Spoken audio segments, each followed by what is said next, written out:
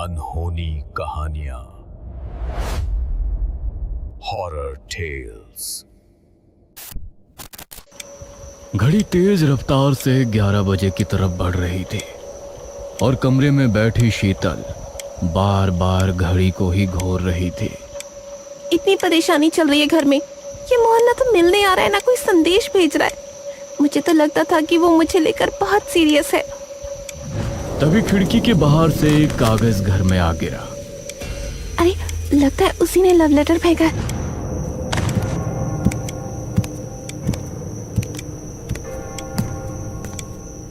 उसने कागज को उठाया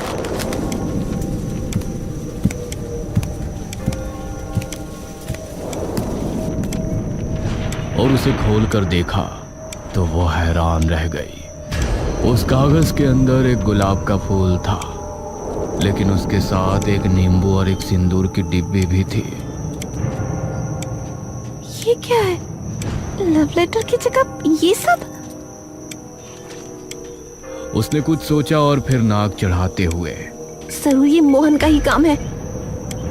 उसने उस कागज को फिर से लपेटकर अपने सिरहाने रख लिया। कल खुद उससे मिलकर ये पोटली उसे वापस कर दूंगी। बेवकूफ कहीं का, कुछ भी करता रहता है। उसने आंखें बंद की और नींद की आगोश में चली गई। करीब 1 घंटे बाद उसे अपने पैरों पर कोई गीली चीज रेंगती हुई महसूस हुई। वो चौंकते हुए जागी तो उसकी आंखें खौफ से बड़ी हो गई। उसने देखा कि एक भयानक शैतान उसके ठीक सामने जमीन पर बैठा हुआ है। उसके सर पर 2 बड़े बड़े घुमावदार सींग हैं और एक भी बाल नहीं है। उसकी चमड़ी बहुत ही भयानक है।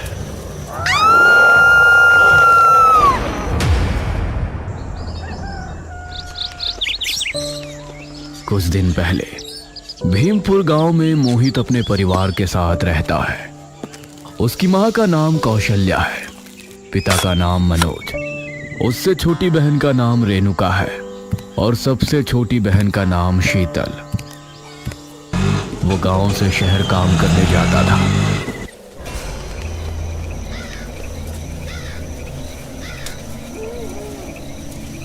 एक शाम मोहित अपने काम से घर को लौट रहा था। आज तो बहुत काम था ऑफिस में, बहुत थकावट हो रही है। तभी उसने देखा कि एक लड़की झाड़ियों से लकड़ी बीन रही है। अरे इतनी सर्द रात में ये लड़की। वो उस लड़की के करीब गया तो उसने देखा लड़की की आंखों में आंसू है। अरे रो क्यों रही है आप? क्या परेशानी है आपको? माफ कीजिए, मैं बहुत परेशान हूँ। अगर मैंने आग का इंतजाम नहीं किया तो मेरी माँ जिंदा नहीं बचेगी। ये सुनकर अब मोहित भी उसकी मदद के लिए आगे बढ़ गया। उसने भी कुछ लकड़ियां इकट्ठा की।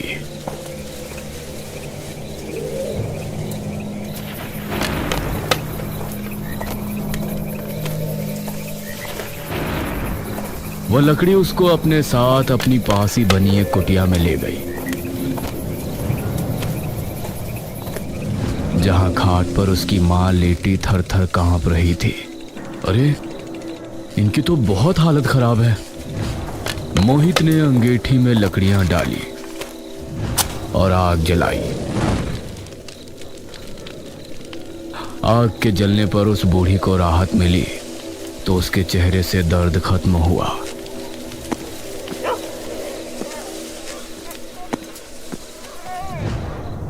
आपका बहुत बहुत शुक्रिया। आपने अपना समय निकालकर मेरी मदद की। इन दोनों में बातें शुरू हुई तो लड़की ने बताया कि उसका नाम सुगना है और वो अपनी माँ के साथ उस कुटिया में रहती है। उस रात मोहित वहां से चली गई।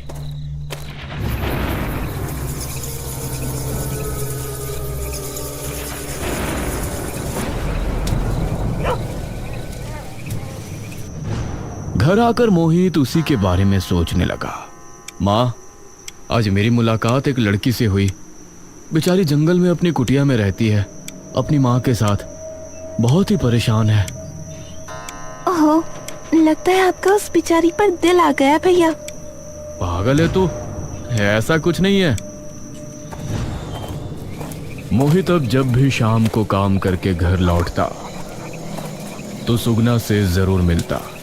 सुगना भी उससे अपने दुख दर्द की बातें करती तो उसको बहुत अच्छा लगता। मोहित एक बार उसे अपने घर भी ले गया और मोहित के घर वाले भी सुगना को अच्छे लगे। सभी ने उससे अच्छे से बात की।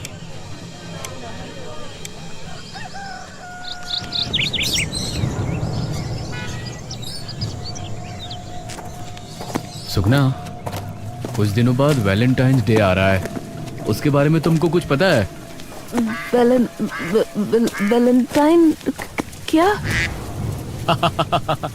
अरे वैलेंटाइंस डे, प्यार का दिन। कहते हैं कि वो प्यार करने वालों के लिए एक खास दिन होता है। अगर आप किसी से प्यार करते हो तो उस दिन उसे अपने दिल की बात कह सकते हो।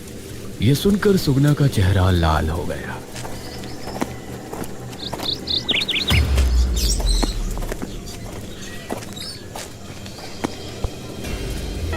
कुछ दिन बाद 14 फरवरी आई तो सुगना बहुत खुश थी। आज मोहित आएगा तो मैं आज उससे अपने दिल की बात कह दूंगी। लेकिन उस दिन मोहित उसके पास पहुंचा ही नहीं। 8 बज गए, ये मोहित कहाँ रह गए? रोजाना तो 5:30 बजे के करीब आ जाते हैं। अगर आज नहीं बोल पाई तो कभी नहीं बोल पाऊंगी। सुगना खुद ही उसके घर की तरफ चल दी। उसने अपने हाथ में एक गुलाब भी छिपाया हुआ था जिसे वो आज मोहित को देने वाली थी।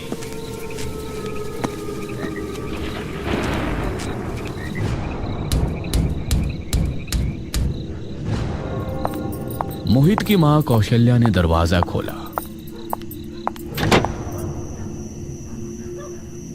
अरे सुगना बेटा, तुम आओ आओ, अंदर आओ। और उसे घर के अंदर लिया। उसने पाया कि ये सभी डिनर कर रहे हैं और टेबल पर मोहित के बराबर में ही एक लड़की बैठी है। अरे सुगना, तुम बहुत सही टाइम पर आई हो। आओ तुम भी डिनर कर लो। सुगना उस लड़की को देखे जा रही थी जिसके चेहरे पर मुस्कान थी। ये कौन है मोहित? ये पूजा है। मैंने तुमसे कहा था ना कि आज के दिन जिससे प्यार करते हैं उसे प्रपोज करते हैं, इसीलिए मैंने आज पूजा को प्रपोज कर दिया। ये सुनते हुए सुगना की आंखें नम हो गई जिसे देखकर सभी हैरान थे। मैं तुमसे बहुत प्यार करती हूँ मोहित, और आज मैं तुमको अपने दिल की बात कहने वाली थी, लेकिन देखो सुगना, तुम एक बहुत ही अच्छी लड़की हो, लेकिन मैंने तुमको बस एक दोस्त समझा है और कुछ नहीं। ये सुनकर सुगना के चेहरे पर गुस्सा छलक आया। क्या कहा? सिर्फ दोस्त? मोहित, मैं तुमसे प्यार करती हूँ। तुमने मेरे करीब आकर मेरे दिल से खेला है। तुमको पाने के लिए मैं कुछ भी कर सकती हूँ, कुछ भी। ये सुनकर ये सभी हैरान थे। सुगना के हाथ से वो गुलाब का फूल छूटकर जमीन पर गिर गया जो वो मोहित को आज देने वाली थी। आंख में आंसू लिए वहां से चली गई। अजीब बेवकूफ लड़की है। कुछ दिन गुजर गए और सुगना फिर कभी नहीं आई। एक शाम मोहित और पूजा पार्क में बैठे एक दूसरे से प्यार भरी बातें कर रहे थे। शादी के बाद क्या प्लान है तुम्हारा? शहर में चलकर मेरे साथ अच्छे से रहोगे या यहीं गांव में? पूजा, तुमको तो पता ही है कि पापा के बाद घर में सिर्फ मैं ही हूँ। वैसे भी जब हम साथ होंगे तो हमें किसी की खबर नहीं होगी। उस समय मनोज अपने खेत में था। उसे अपने पैरों पर गुलाब का फूल आ गया जिसके पास ही एक नींबू और सिंदूर की डिब्बी पड़ी थी। ये खेत में गुलाब का फूल और ये नींबू। तभी उसे भयानक सांसों की आवाज आने लगी। ये आवाज कैसी है? उसके आसपास कोई नहीं था। उसने महसूस किया कि जमीन में कुछ हलचल सी हो रही है। उसने कान लगाकर सुना तो वो आवाज जमीन के अंदर से ही आ रही थी। वो खड़ा हुआ और भागने को पीछे मुड़ा ही था कि जमीन से एक भयानक हाथ बाहर आया और उसने उसका पैर पकड़कर खींच लिया। हे भगवान, क्या है ये?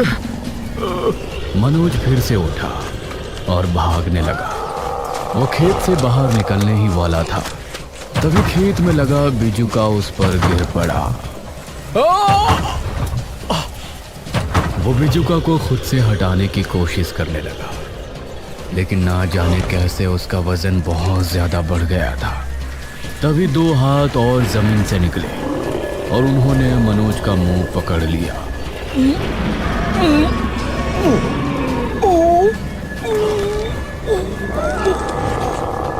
कुछ ही पल में उन हाथों ने मनोज को पूरी तरह से जमीन में खींच लिया और चारों तरफ अंधेरा छा गया। इस तरफ मोहित ने पूजा को उसके घर छोड़ा और फिर अपने घर पहुंचा।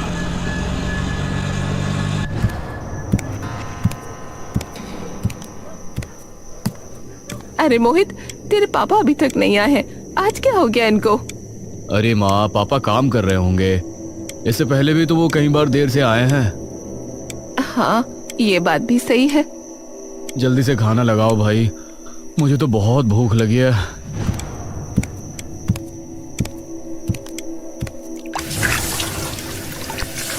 सभी हाथ मुंह धोकर खाने की टेबल पर पहुंचे।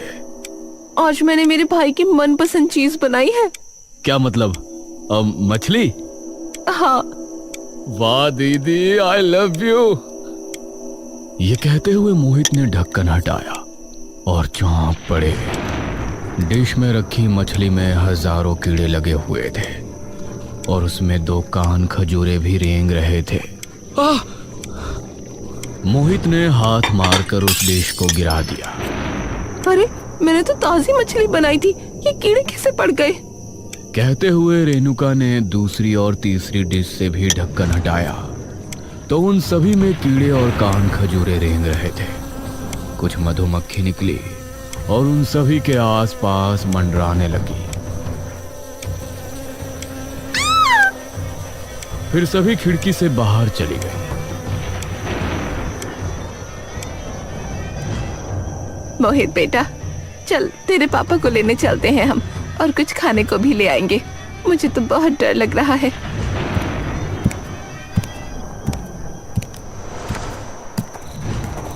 रेणुका और शीतल को घर छोड़कर मोहित अपनी मां के साथ खेत पर पहुंचा, लेकिन वहां मनोज कहीं नजर नहीं आया।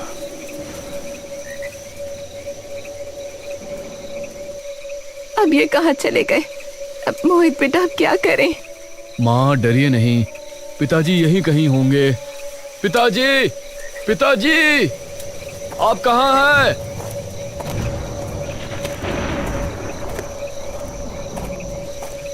मोहित ने खेतों में घुसकर अच्छे से देखा तो अचानक उसका पैर किसी चीज से टकराया।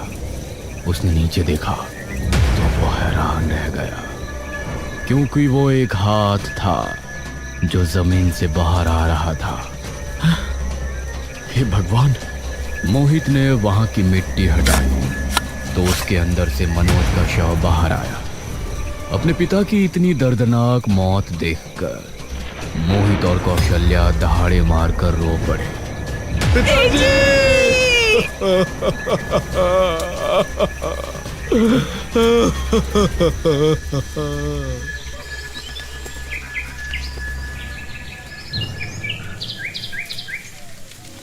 अगले दिन मनोज का अंतिम संस्कार कर दिया गया। पूरे गांव में उसकी मौत की खबर फैली और सभी खौफ में थे। इधर घर में अभी भी अजीब घटनाएं घट रही थी, जिनको देखते हुए मोहित ने मुखिया को बुलाया।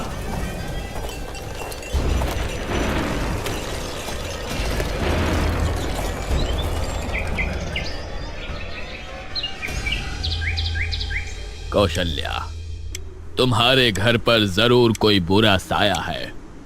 मैं कल ही अच्छे से तांत्रिक को बुलाकर पता लगाने की कोशिश करता हूं कि तुम्हारे परिवार के साथ जो कुछ भी हो रहा है उसके पीछे वजह क्या है।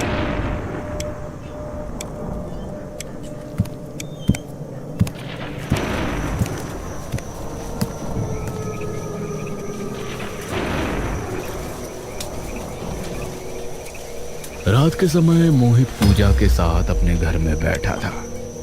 इन दोनों को नींद नहीं आ रही थी। वहीं रेणुका अपनी माँ के साथ उसके कमरे में थी। कौशल्या भी अपने कमरे में बैठी मनोज के फोटो को देखकर रो रही थी। घड़ी तेज रफ्तार से 11 बजे की तरफ बढ़ रही थी और कमरे में बैठी शीतल बार बार घड़ी को ही घोर रही थी। इतनी परेशानी चल रही है घर में, ये मोहन ना तो मिलने आ रहा है ना कोई संदेश भेज रहा है। मुझे तो लगता था कि वो मुझे लेकर बहुत सीरियस है। तभी खिड़की के बाहर से एक कागज घर में आ गिरा। अरे लगता है उसी ने लव लेटर भेजा है।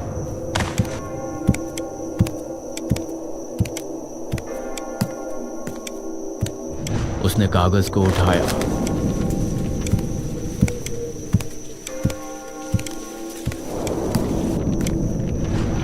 और उसे खोलकर देखा तो वो हैरान रह गई। उस कागज के अंदर एक गुलाब का फूल था, लेकिन उसके साथ एक नींबू और एक सिंदूर की डिब्बी भी थी। ये क्या है? लव लेटर की जगह ये सब? उसने कुछ सोचा और फिर नाक चढ़ाते हुए जरूर ये मोहन का ही काम है। उसने उस कागज को फिर से लपेटकर अपने सिरहाने रख लिया। कल खुद उससे मिलकर ये पोटली उसे वापस कर दूंगी। बेवकूफ कहीं का, कुछ भी करता रहता है। उसने आंखें बंद की और नींद के आगोश में चली गई। करीब 1 घंटे बाद उसे अपने पैरों पर कोई गीली चीज रेंगती हुई महसूस हुई। वो चौंकते हुए जागी तो उसकी आंखें खौफ से बड़ी हो गई। उसने देखा कि एक भयानक शैतान उसके ठीक सामने जमीन पर बैठा हुआ है। उसके सर पर 2 बड़े बड़े घुमावदार सींग हैं और एक भी बाल नहीं। उसकी चमड़ी बहुत ही भयानक है।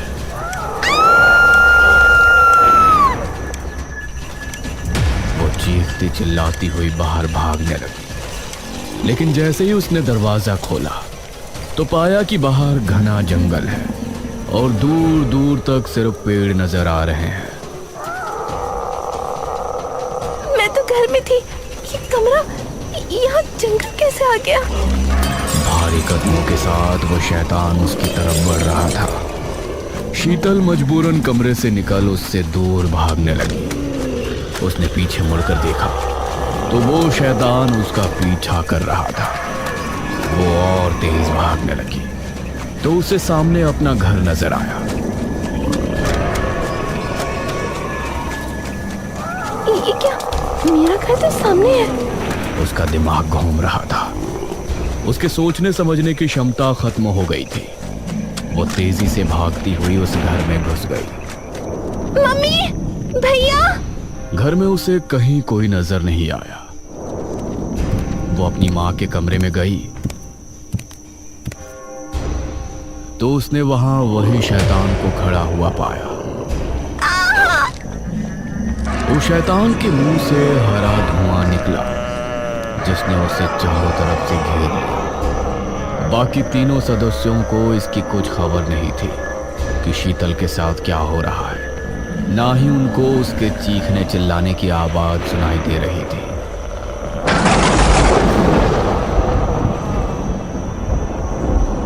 कुछ देर बाद शीतल की आंख खुली। उसके चेहरे पर कोई भाव नहीं था। बाहर बारिश शुरू हो गई थी। वो खिड़की से बाहर कूद गई। अरे रेणुका बेटा, बाहर कपड़े सूखने डाले हुए थे, उन्हें उतार लाओ। रेणुका कपड़े उतारने मोहित के साथ घर से बाहर निकली तो सामने का मंजर देखकर दोनों की आंखें हैरानी से फटी रह गई। शीतल मिट्टी के ढेर के पास बैठी हुई है। उसके दोनों हाथों में कान खजूरे हैं। शीतल? शीतल ने उन दोनों की तरफ देखा और फिर भयानक मुस्कान दी।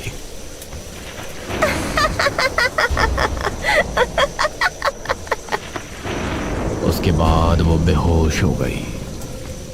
भैया, ये से हुआ क्या है? इसे उठाओ जल्दी।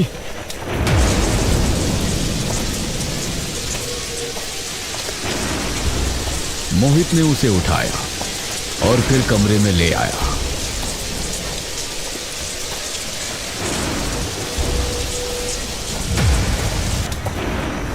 उसकी हालत देखकर कौशल्या बहुत डर गई।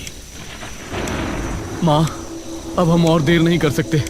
मैं अभी मुखिया जी को बुलाकर लाता हूँ।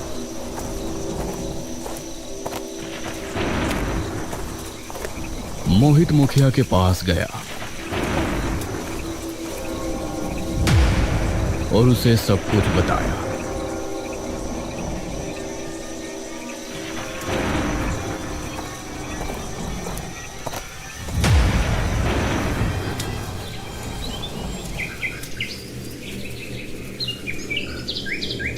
अगली सुबह मुखिया उस तांत्रिक को साथ लिए मोहित के घर पहुंचा।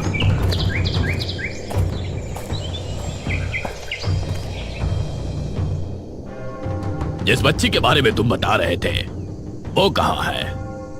जी, वो मेरी छोटी बेटी शीतल अपने कमरे में है।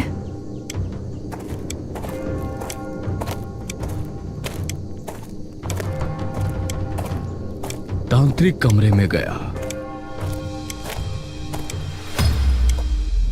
उसने शीतल के माथे पर हाथ रखकर कुछ मंत्र पढ़े और उसके चेहरे पर शिकस्त दिखने लगी। हे भगवान, क्या हुआ तांत्रिक बाबा? इल्बिस, इसके ऊपर इल्बिस का साया है। ये इल्बिस कौन है? शैतान, सबसे बड़ा शैतान। इल्बिस से बड़ा कोई शैतान नहीं। अगर वो इतना बड़ा शैतान है तो इतनी बड़ी दुनिया में वो मेरे परिवार के पीछे ही क्यों पड़ा है? वो खुद से पीछे नहीं पड़ा है, किसी ने उसे लगाया है। कोई है जो तुम्हारे परिवार की खुशियों को खत्म होते देखना चाहता है। हमारा तो कोई दुश्मन भी नहीं है। तभी पूजा के मुंह से एक शब्द निकला। सुगना। सुगना? हाँ मोहित, याद है उसने क्या कहा था कि वो तुमको पाने के लिए कुछ भी कर सकती है। तुमने उसे ठुकरा दिया मेरे लिए, इसीलिए वो इसका बदला तुम्हारे परिवार को खत्म करके लेना चाहती है। वो मुझे भी खत्म कर देगी। ये कहकर पूजा की आंखों से आंसू निकलने लगे और अब मोहित को गुस्सा आ गया। नहीं, मैं किसी को कुछ नहीं होने दूंगा। बाबा कुछ बताइए, मैं मेरे परिवार को कैसे बचा सकता हूँ? तुम्हारे दुश्मन ने इल्बिस को तुम्हारे पीछे लगाया है। इसके लिए उसने गुड्डी क्रिया का इस्तेमाल किया होगा। एक गुड़िया पर तुम्हारे परिवार के नामों के साथ तंत्र मंत्र किया गया है। अगर उस गुड़िया को ढूंढकर जला दिया जाए तो तुम्हारा परिवार बच सकता है। तो हम उस गुड़िया तक कैसे पहुंच सकते हैं? कहां मिलेगी वो हमें? इस क्रिया में गुड़िया को पीपल के पेड़ के नीचे गाड़ा जाता है। उसने भी यही किया होगा। गांव में जहां जहां पीपल का पेड़ है तुम्हें वहां खुदाई करके देखना होगा। मोहित बेटा, 2 पीपल के पेड़ तो मेरी कोठी के पीछे वाले जंगल में ही है। तो चलिए मुखिया जी, पहले वहीं चलते हैं।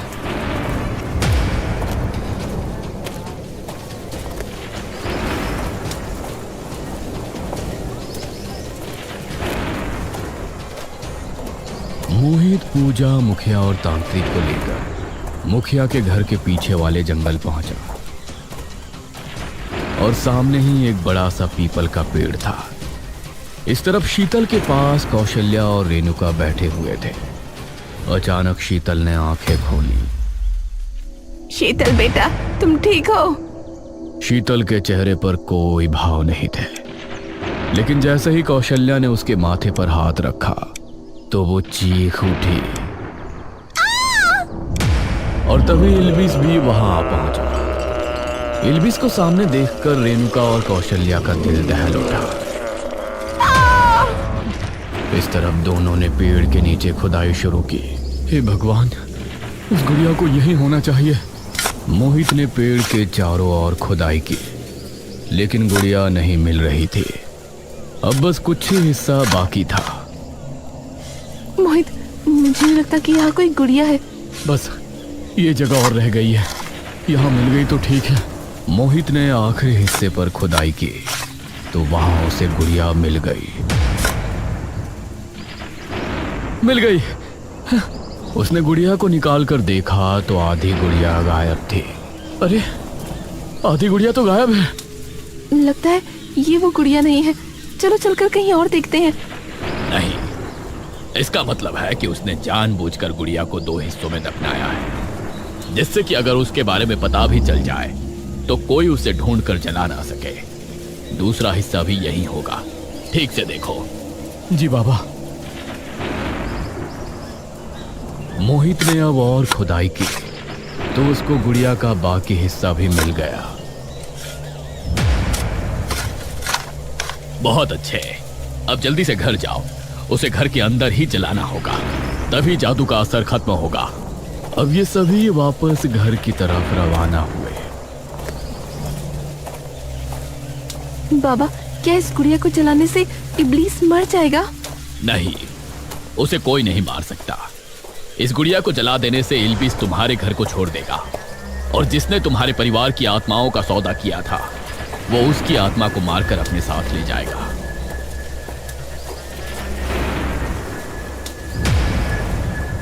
क्या हुआ मोहित? पूजा, तुम अपने घर चली जाओ। इल्बिस आमने सामने होगा, ये जोखिम भरा हो सकता है। ठीक है मोहित। यह सुनकर पूजा ना चाहते हुए भी घर पहुंचे, और फिर मोहित, मुखिया और बाबा उस गुड़िया को लिए घर पहुंचे।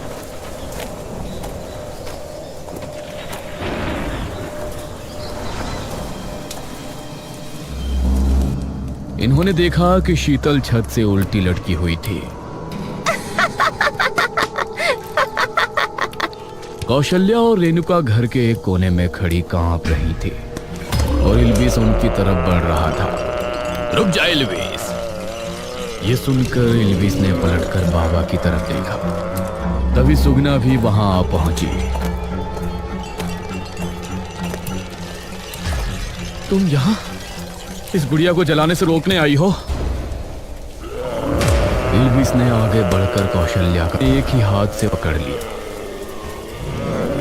मोहित, वक्त बर्बाद मत करो, जल्दी से इस गुड़िया को जला दो।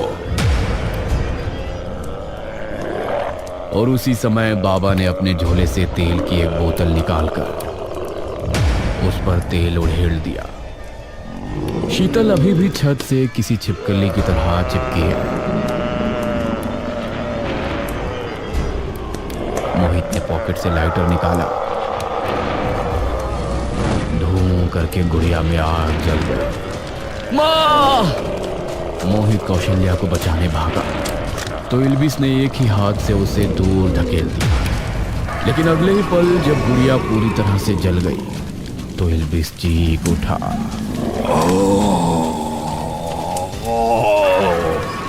और उसने कौशल्या को छोड़ दिया। तभी शीतल भी छत से नीचे पर आ गिरी। इल्बिस चीखता चिल्लाता वहां से भाग निकला।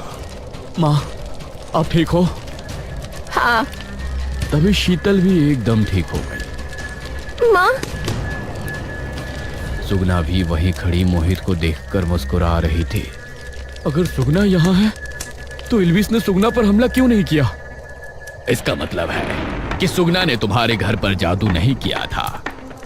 ये सुनकर सभी हैरान रह गए। तो फिर किसने किया? तभी सबने देखा सामने से इल्बिस पूजा के घर से निकलकर आ रहा है। उसे देखकर मोहित की हैरानी का ठिकाना नहीं था। इल्बिस उसी जगह आकर खड़ा हुआ जहां गुड़िया को जलाया गया था, और फिर आंखें बंद करते ही गायब हो गया। मतलब पूजा ने ही जादू किया था? लेकिन क्यों? मैं तो उससे ही शादी करने वाला था। मैं तुमको यही बताने यहाँ आई थी। मैंने पूजा के बारे में पता किया था। उसने पहले भी कई लड़कों को अपने जाल में फंसाया। उसकी ख्वाहिश थी कि वो अपने पति के साथ शहर जाकर रहे अकेले, लेकिन गांव में कोई भी लड़का इस बात के लिए तैयार नहीं था। उसे लगा होगा कि तुम्हारे परिवार वाले भी तुमको बाहर नहीं जाने देंगे, इसीलिए उसने मेरे परिवार को मारने के लिए ये जादू किया, जिससे मेरा अपना उसके अलावा कोई ना रहे, और उसकी बात मानकर मैं शहर जा सकूं। मुझे माफ कर दो सुगना, मुझसे गलती हो गई। अब मैं चलती हूँ। मोहित ने सुगना का हाथ पकड़ उसे रोक लिया। नहीं सुगना, मैं तुमसे प्यार करता हूँ, या ये कहूँ कि अब करने वाला हूँ। मैं तुमसे शादी करना चाहता हूँ, प्लीज ना नहीं कहना। ये कहकर मोहित ने सुगना को गले से लगा लिया, और फिर सुगना के चेहरे पर भी मुस्कान छलक आई।